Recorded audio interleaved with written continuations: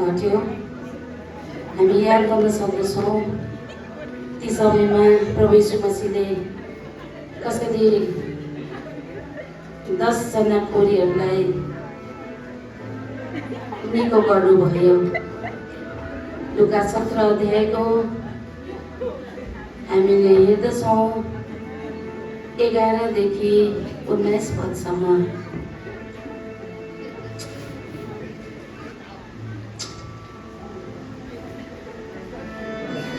Core के हो त प्रियहरू? बाइबल अनुसार लेवी नामक पुस्तकको 13को 2 पद अनुसार यस्तो भनिएको छ, जब कुनै मानिसको शरीरको छालामा सुजन, खाटा वा लुतो वा उज्जवल पाण्डु रङको दाग हुन्छ तब त्यसलाई कोर भनिन्छ। लेवी 13को 9 पद अनुसार कुनै मानिसलाई कोरको रोग लागेको छ भने त्यो पुजारी कहाँ ल्याइयोस् र पुजारीहरूले त्यसलाई अशुद्ध भनी घोषणा गरोस्। लेवी 13को 45 अनि 46 पद अनुसार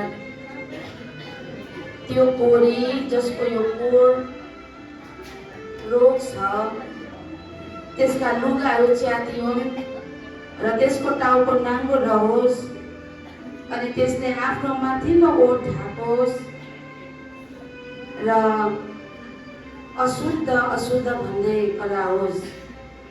त्यो एक्लै बसोस् र त्यसको वासस्थान छाउनीदेखि बाहिर होस्। पुरानो नियम लेवी नामक पुस्तकमा कोरको विषय लिकन 13 र 14 अध्यायमा यस्तो कुरा लेखिएको छ। लेवी 13को 2 पद अनुसार छालामा लागिने कोर रहेछ।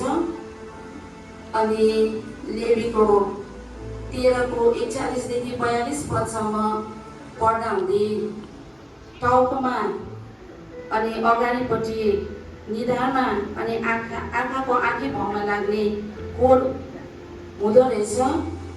यति मात्रै नभएर लेवी 13 अध्यायको 47 देखि 57 पद अनुसार कोर लुगामा पनि लागिने कोर हुने रहेछ।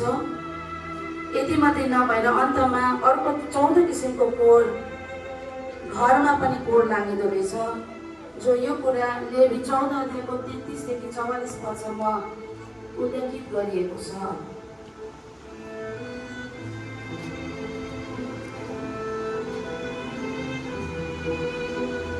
यस्तो भयो, प्रभु येशू सामरिया र गालीलको बीचबाट भएर यरुशलेमतिर जाँदै हुनुहुन्थ्यो।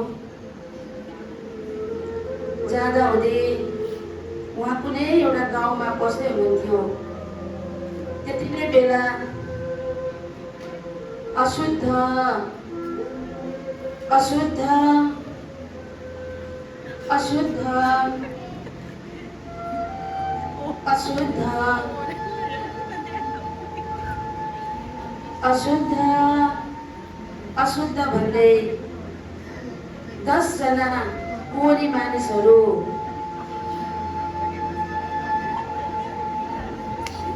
टाढामा उभिए।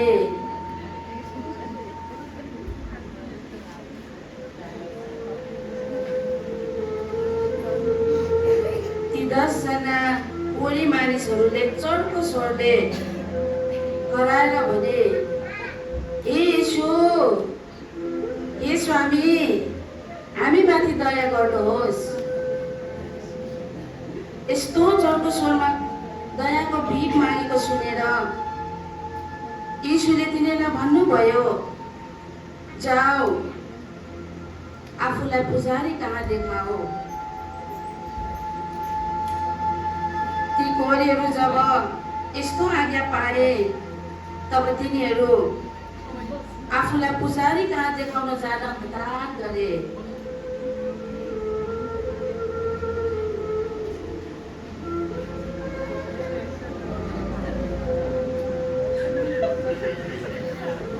आहा, यस्तो भयो कि ती कोरीहरू पुजारी कहाँ देखाउन भनी जाँदा जाँदै उनीहरू शुद्ध भइगए। तिनीहरूका कोरहरू जिउ तिउ हटेर गए, चङ्गा भए, सबैजना खुसी भए। वर्षौंदेखि ती कोरीहरू आफ्नो घर परिवार इष्टमित्रदेखि टाढो भएका थिए। जाँदा जाँदै आफूहरू कोरबाट शुद्ध भएको थाहा पाएकाले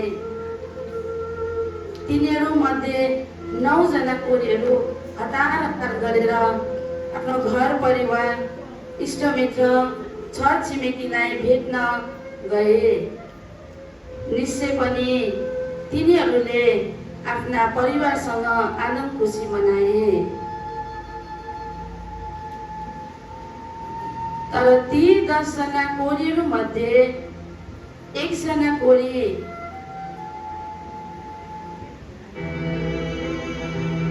आफू निको भए देखेर यीशुतिर फर्क्यो र चर्को स्वरले परमेश्वरको महिमा गर्यो। ऊ यीशुको पाउमा घोप्टो पर्यो र धन्यवाद चढायो। ऊ चाहिँ सामरी थियो। यीशुले उसलाई जवाब दिँदै भन्नुभयो, के शुद्ध पारिएकाहरू 10 जना थिएनन् र? तर ती 9 जना कहाँ छन्? यो परदेशी बाहेक परमेश्वरलाई महिमा दिन फर्केर आउने अरू कोही पाइएनन्? अनि उहाँले उसलाई भन्नुभयो, उठ, आफ्नो बाटो लाग, तिम्रो विश्वासले तिमीलाई निको पारेको छ।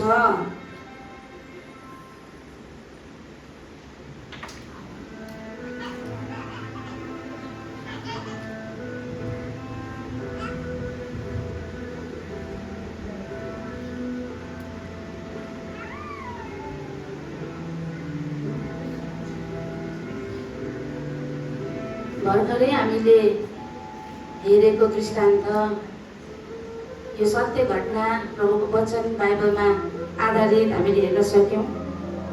अनि जसको विषयमा भन्दा हुँदै हामीले पुरानो नियम लेवी पुस्तकको 4वटा किसिमका आज कोरहरू रहेछन् भन्ने विषयमा हामीले थाहा गर्न सक्यौँ। यी अन्तिम समयमा शरीरका कोरहरू त निको भइसक्दछ, तर कति कुराहरू बाइबलले यस्तो कुरा बताएको छ। एउटा कोर भनेर यो शब्द जब आउँछ, यो कोर चाहिँ एउटा बाइबलीय अर्थमा बुझ्दा हुँदै कोरले चाहिँ एउटा पापलाई जताउने रहेछ। जस अनुसार आज छालामा लागेको कोरको विषयमा हामीले यसको विश्लेषण हेर्दा हुँदै हामीले पढ्न सक्दछौँ। व्यवस्था 19:28 पदमा, तिमीहरूले मरेकाको निम्ति आफ्नो शरीरमा काटेर चोटै चोट नपार्नु र आफूमाथि खोपेर कुनै किसिमको गोदाना वा ट्याटुज नलगाउनु, म नै परमप्रभु हुँ। यही रहेछ आजको समयमा छालामा लागिने कोर है। व्यवस्था 14:21 पदमा हामी पढेर जान्छौँ। एक पदमा हामी पढेर जान्छौँ।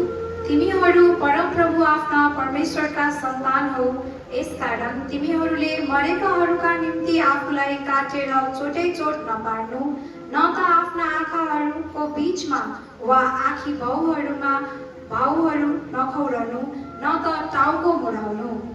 यो कोर चाहिँ हामीले अघि हेरेका थियौँ। दोस्रो किसिमको कोर जो टाउकोमा अनि कपालमा र अगाडिपट्टिको निधार र आँखी भाउमा लाउने कोर विषयमा हामी हेरेका थियौँ। यस कुराको विश्लेषण हामीले व्यवस्था 14:1 पदबाट हेर्न सक्यौँ। यही अनुरूप हामीले पढ्न रहेछौँ अब व्यवस्था 22:5 पदलाई। पुरुषको वस्त्र स्त्रीले नपहिरियोस्, न त स्त्रीको वस्त्र पुरुषले पहिरियोस्, किनभने यस्तो गर्नेहरू सबै परमप्रभु तिम्रा परमेश्वरका निम्ति घृणित छन्। हजुर, हामीले भर्खरै सुन्यौँ यो कोर चाहिँ वस्त्रमा लागिने अथवा लुगामा लागिने कोर रहेछ। अब अर्को पद हामी आखिरी पद पढ्छौँ, जो कोर आज घरमा लागिने कोरको सम्बन्धमा यसको विश्लेषण हामी हेर्छौँ। यिर्मया 9 अध्यायको 21 पदलाई हामी पढ्छौँ।